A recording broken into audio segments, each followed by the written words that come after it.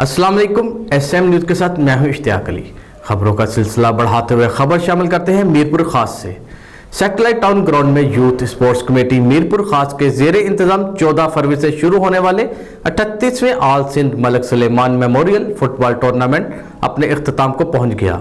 इसी हवाले से मज़ीद तफसीलात जानते हैं अपने नुमाइंदे मोहम्मद खुरम कादरी से। जी खुरम, तफसीलात से आगाह कीजिएगा।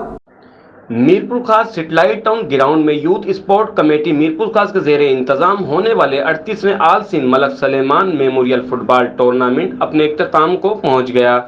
टूर्नामेंट का final young Baloch football club Mirpur Khas और young Baloch football club Karachi की टीमों के दरमियान खेला गया।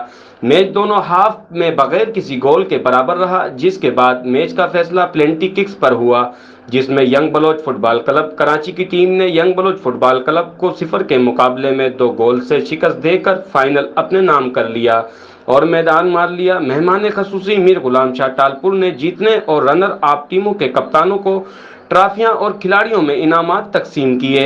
मैच की रिफरेंस के फराइज मोहम्मद सुमार कुरैशी, उम्मीद अली भुट्टो और वाहिद मुराद भुट्टो ने अंजाम दिए, जबकि मैच कमिश्नर अदील भट्टी थे।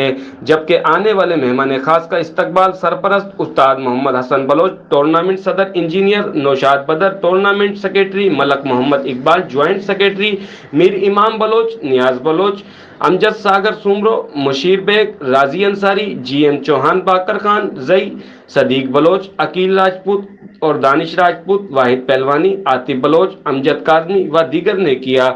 इस मौके पर मेहमान खास मीर गुलाम शाह टालपुर ने यूथ स्पोर्ट कमेटी की काविशों को सराहा। शायकीन ने यंग बलोच कराची के हक में नारीबाजी भी की। बहुत शुक्रिया खुरम, तफसीलात से आगाह करने के लिए। अब तक के लिए इतना ही। मजीद खबरों के लिए देखते रहिए SM न्यूज़।